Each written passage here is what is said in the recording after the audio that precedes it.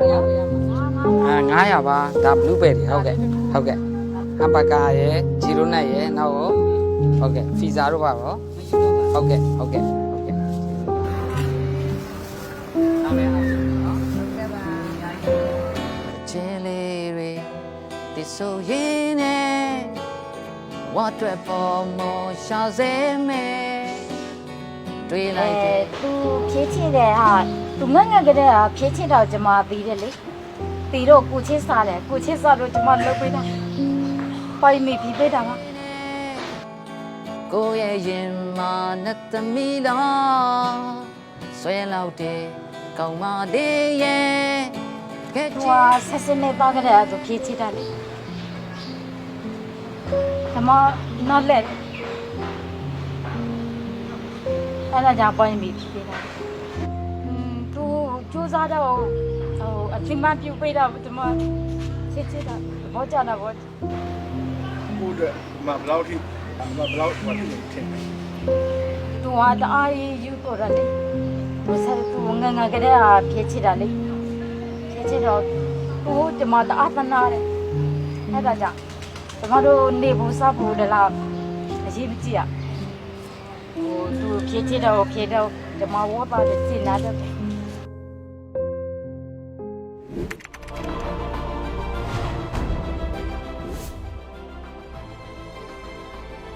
မန္တလေးရန်ကုန်မုံရမိထီလာပြည်မနာမြို့ကြီးများတွင်ဆိုင်ခွဲပေါင်း9ဆိုင်ဖွင့်လှစ်ထားပြီးဖြစ်တဲ့ထောင်ရောင်းဝင်းစင်ရဲ့65နှစ်ပြည့်သိန်းပေါင်း6500ကန်ဆယ်မဲ့ပွဲကြီးမှာသိန်း900ရန်စူကီစီရဲ့စလုံးကားကြီး9စီသိန်းပေါင်း6850ရန်အစာကြီးကုန်တို့တိုက်ခန်းကြီးစိုက်ကလုံးစိုက်ပဲ9စီအခောက်ရွှေ30သားအပိုင်းနဲ့အခြားတန်မိုးကြီးပစ္စည်းများစွာကိုမန္တလေးကွန်ဗင်းရှင်းစင်တာမှာ2023ခုနှစ်ဒီဇင်ဘာလ15ရက်နေ့နေ့လယ်3နာရီချိန်တွင်မှကန်ဆယ်မဲ့ဖောက်ပေးသွားမှာဖြစ်လို့ရင်ခုန်စာနဲ့စောင့်မျှော်အားပေးဖို့ဖိတ်ခေါ်ပါရရှင်ကိုကြီးကိုမင်္ဂလာပါဗျမင်္ဂလာပါဟုတ်ကဲ့ဒီလိုမိတ်ဆက်ပေးပါဦးဟုတ်ကဲ့ပါအားလုံးမင်္ဂလာပါကျွန်တော် YG ကိုချစ်ခင်အားပေးကြတဲ့ချစ်ပရိသတ်များအားလုံးကျွန်တော် YG ဒီနေရာကနေပြီးတော့အားလုံးကျွန်တော်ဆုတောင်းမေတ္တာပို့တာပါတယ်ဟုတ်ကဲ့လူသမီးနဲ့မိတ်ဆက်ပေးပါဦးဒါကတော့ကျွန်တော်ရဲ့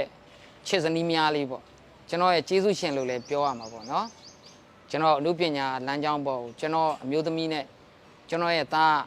နေပူမရှောင်မိုးရွာမရှောင်ဒီလိုဟမ်ဘာဂါလေးရောင်းရင်းနဲ့ကျွန်တော်ရဲ့အမှုပညာကိုတိဆောက်ပေးခဲ့တာပါဒါကျွန်တော်ရဲ့ကျေးဇူးရှင်လို့ပြောရမှာမမှားပါဘူးကျွန်တော်ပြောချင်တာလေးပေါ့နော်ဟုတ်ကဲ့နောက်ပြီးတော့ဟုတ်ကဲ့မနာမည်လေးဟုတ်ကဲ့မီမီပန်းလို့ခေါ်ပါတယ်မမီမီပန်းပါဟုတ်ကဲ့ဒီနေ့ဒါဟမ်ဘာဂါရောင်းရင်းနေပေါ့နော်ဒီနေ့ဒါလုပ်ငန်းလေးမျိုးတွေစလုပ်ဖြစ်ဒါလေးလည်းပြောပြပါဦးဟုတ်ကဲ့ဟမ်ဘာဂါကတော့ကျွန်တော်ကဒါပြောမယ်ဆိုရင်ကျွန်တော်နေမဟုတ်ဘူးကျွန်တော်ဘဝနေမဟုတ်ဘူးကျွန်တော်တို့ဒီမိသားစု3ယောက်ရဲ့စာဝတ်နေရေးဟာလာစတရားဖြစ်အဓိကအမှုပညာရေးပေါ့အဲ့ဒီအချက်ကြီး2ချက်ပေါ့တွက်ကိုတကယ်လဲကျေးဇူးရှင်ဖြစ်ပါတယ်ဟာလာဒီစီးပွားရေးကိုလည်းကျွန်တော်ကမလုပ်တတ်ပါဘူးပထမဒီလိုပဲတွိုင်းလာရင်းနဲ့ကျွန်တော်ရဲ့ဒီကပိုင်ရှင်တွေမိတ်ဆွေတွေနဲ့ရင်းနှီးပြီးတော့ဒါလေးကိုလုပ်ပါဆိုတာနဲ့လုပ်ဖြစ်သွားပြီးတော့ကျွန်တော်တချင်းတွေလုံနိုင်ခဲ့တာပေါ့နော်အဲ့ဒါလေးပါဟုတ်ကဲ့ခုနကဒါဟမ်ဘာဂါလေးရောင်းနေတွေ့တယ်ဒါကိုတယောက်နဲ့တချင်းစုံနေရတယ်တွေ့အဲ့ဒီကြောင်းလေးလည်းနည်းနည်းပြောပြပါဦးဘာတချင်းလေးလဲပြီးတော့ဘာကြောင့်စုံနေရလဲဒါလေးလည်းပြောပြပါဦးဒါကအစောကဂီတာတီးနေတဲ့ပုံကောကဒါကျွန်တော်ရဲ့တီးဆရာပေါ့နော်ဆရာစောတိဟပေါ့သူက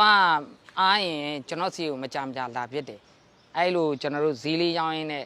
အခွင့်အရေးရတယ်လို့ဂီတာလေးတီးကြတာပေါ့နော်အစောကဆိုတဲ့တခြင်းကတော့သူကိုယ်တိုင်ရေးဆက်ထားတာပေါ့ပြိုင်သူရှုံးလို့အမည်ရတယ်ပေါ့သူရေးပေးထားတဲ့တခြင်းကတော့အစောကပြိုင်သူရှုံးရင်ကုစားဖို့ခက်ခဲပေါ့ကျွန်တော်ထွက်ရှိထားတဲ့တေးတခြင်းလေးတွေပေါ့တခြင်းလေးတွေကိုသူရေးပေးထားတယ်ပေါ့အဲ့တော့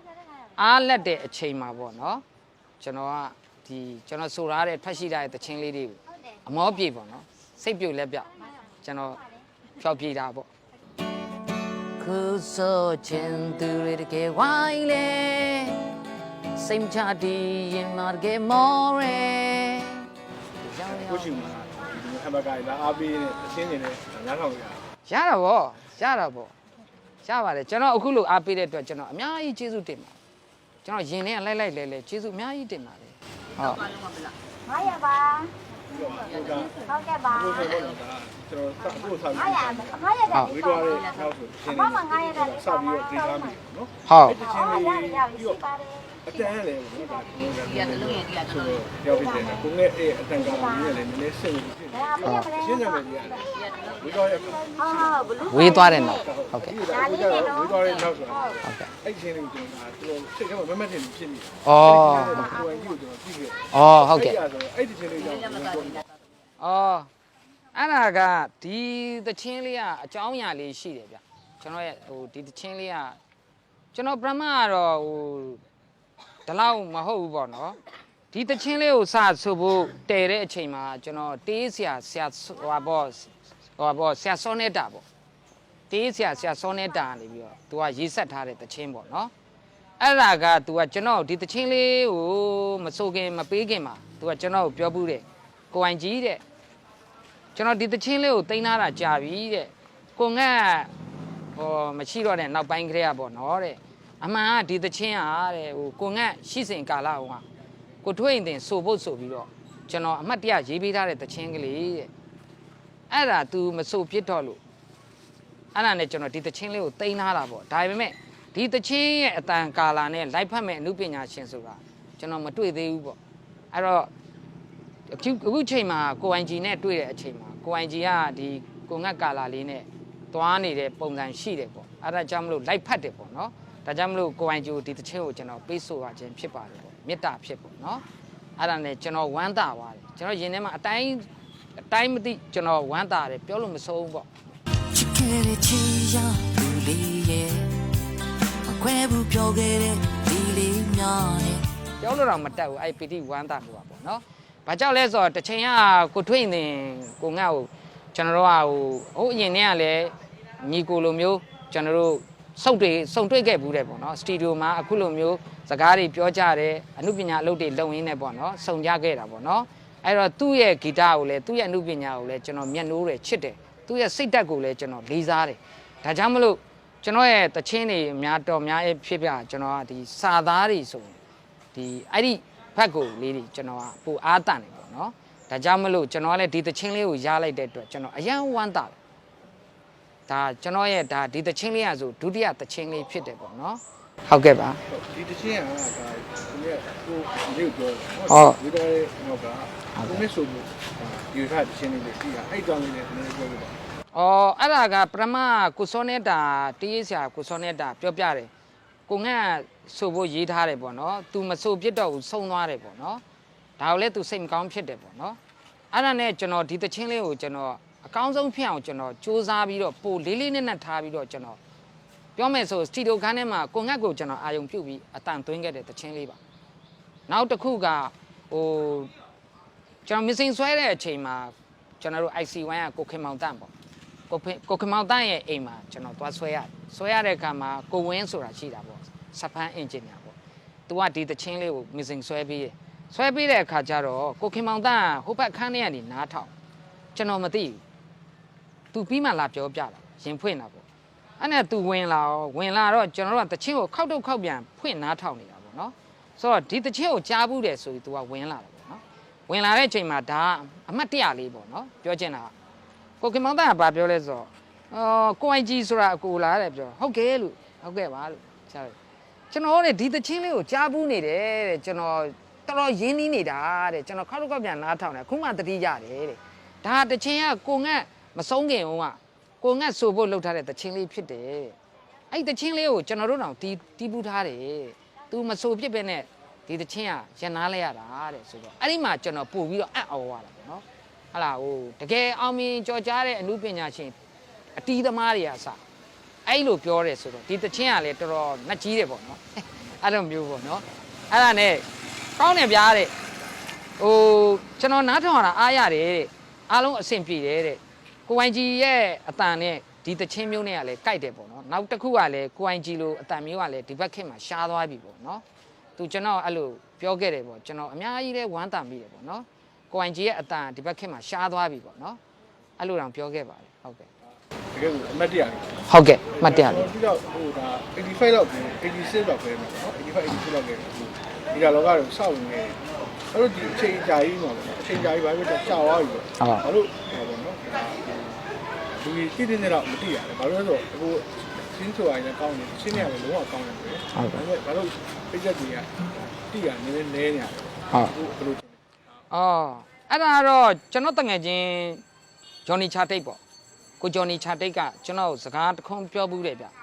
အခြေခံတော့ကိုဂျော်နီချာတိတ်နဲ့ကျွန်တော်နဲ့ကအရန်ညီကိုအရင်မျိုးလို့ချစ်ကြခင်ကြတယ်ဗျငယ်ပေါင်းတငယ်ချင်းပေါ့နော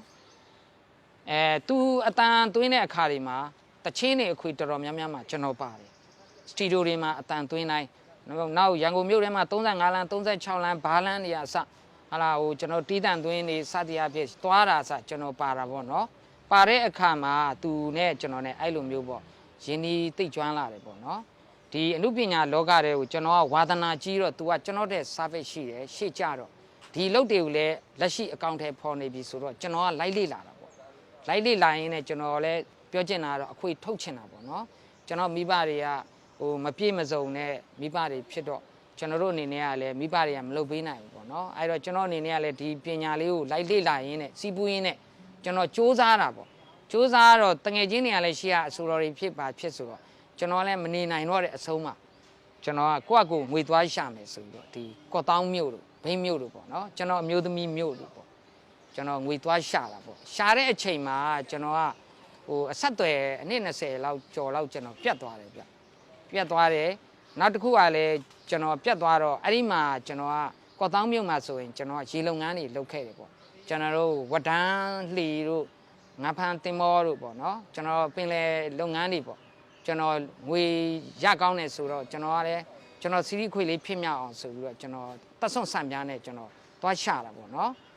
အဲ့မှာကျွန်တော်ကော့တောင်းမှာနေရင်းနဲ့ကျွန်တော်ဘိတ်မြုပ်သွားလိုက်ကော့တောင်းမှာနေရင်းနဲ့ကျွန်တော်အမှုပညာကိုကျွန်တော်ရှောက်လန်းတဲ့အချိန်မှာပြန်လာအခွေလောက်ရတဲ့အချိန်မှာကျွန်တော်ကအခွင့်အရေးမပေးတဲ့အခါကျတော့အကြောင်းမျိုးမျိုးကြောင့်ပြက်ပြဲသွားတာပေါ့နော်ပြက်ပြဲသွားတော့ကျွန်တော်ရင်ထဲမှာစိတ်ထိကြိုက်တာပေါ့နောက်ဆုံးအချိန်မှာ1 CD တစ်ခွေသားကျွန်တော်ရပြီရတဲ့အချိန်မှာကျွန်တော်မိဘကဘယ်လိုခဲဖြစ်လာလဲဆိုတော့သူတို့ကဟိုမပြည့်စုံတဲ့အခြေအနေဆိုတော့အိမ်မိုင်ချမ်းပိုင်ငွေပိုင်လဲချမ်းပိုင်လဲမရှိဘူးပေါ့နော်မြေပိုင်လဲမရှိဘူးဆိုတော့အဲ့ဒါနဲ့ကျွန်တော်ကရတဲ့ပတ်စံလေးကို CD လုံးမဲ့ငွေကြီးလေးကိုကျွန်တော်အဖေနဲ့မေကိုကျွန်တော်မြေခွက်တွေပါဝယ်ပေးခဲ့ရပါတယ်ဝယ်ပေးခဲ့ရတဲ့အတွက်ကျွန်တော်ဖြစ်ချင်တဲ့အမှုပညာတွေကိုကျွန်တော်အခွေတွေပါမထွက်ဖြစ်ခဲ့ဘူးပေါ့နော်မထွက်ဖြစ်ခဲ့ပဲနဲ့ကျွန်တော်ဒီလိုနဲ့နေတော့ကျွန်တော်စိတ်မကောင်းဖြစ်ပြီးတော့ငါနဲ့အမှုပညာနဲ့ကတော့ဒီဘဝမှာတော့မဖြစ်မြောက်တုံးနဲ့တူပါတယ်လေလို့အဲ့တော့ငါစိတ်လျှော့လိုက်ပြီလေငါစိတ်လျှော့လိုက်ပြီရင်ထဲမှာတကယ်ကြေကွဲတာပေါ့နော်ကြေကွဲပြီးတော့ကဲအမှုပညာနဲ့ငါပတ်သက်ပြီးတော့တချင်းလည်းမဆိုတော့ဘူးကွာဂီတာလည်းမတီးတော့ဘူးကွာငါဒီလောကတွေကိုလည်းမသွားတော့ဘူးကွာဆိုပြီးကျွန်တော်ထပ်ပြီးတော့အနှစ်20ကျော်လောက်ကျွန်တော်ပျောက်သွားတာပေါ့နော်အဲ့ဒီမှာအစောကပြောနေမျိုးပေါ့ဒီကကိုပြောတာနဲ့ဆိုလေသွားပြီးတော့ပฏิကြနော်အဲ့ဒါကြောင့်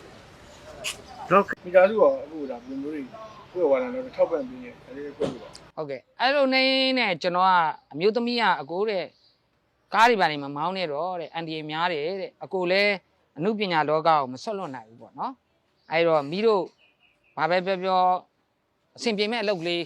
အတမွေးရောင်းရှာရင်နဲ့လုပ်ကြအောင်ပေါ့အကိုရဲ့အမှုပညာလေးလုပ်ပေါ့လုပ်ရင်းနဲ့ကျွန်တော်ကအလုပ်မရှိတော့ဒီလိုပဲကျွန်တော်ရှောက်ပြီးတော့လေ့လာသွားနေပေါ့ဘာလုပ်ရမှန်းကျွန်တော်မသိဘူးပေါ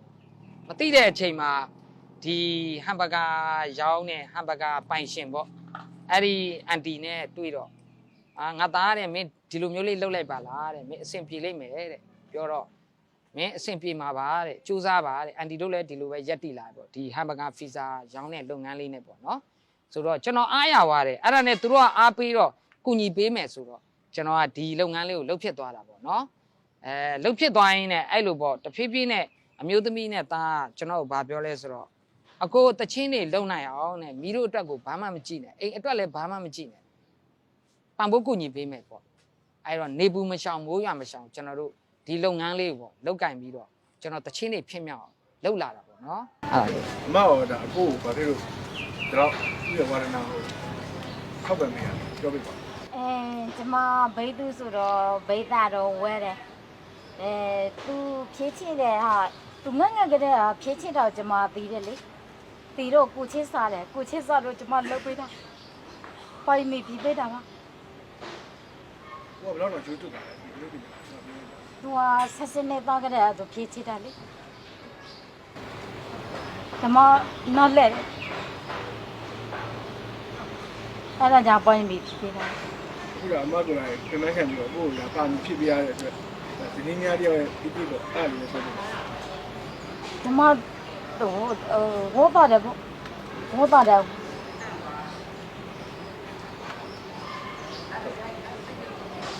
အမကအခုအနာဂတ်မှာဘယ်လိုမျိုးအချို့တော့တယောက်ဖြစ်စေသူစူးစားတော့အချိန်မှပြုတ်ပေးတာကျမချစ်တာဘောကြတာပေါ့ ကိုယ့်အတွက်အမဘယ်လောက်ထိတော့ပေါ့နော်အမဘယ်လောက်ပေါ့ပေါ့စူးစမ်းပေးနေရပါတော့အမကိုအကိုဘွားတွေကအမဘယ်လောက်ဖြစ်နေထင်တယ် သူကတအားယူတော့တယ်လေသူဆက်သူငငကတဲ့ဖြည့်ချစ်တာလေဖြည့်ချစ်တော့သူကျမတအားသနာတယ်အဲ့ဒါကြောင့်ကျမတို့နေဖို့စားဖို့တလားအရေးမကြီးอ่ะ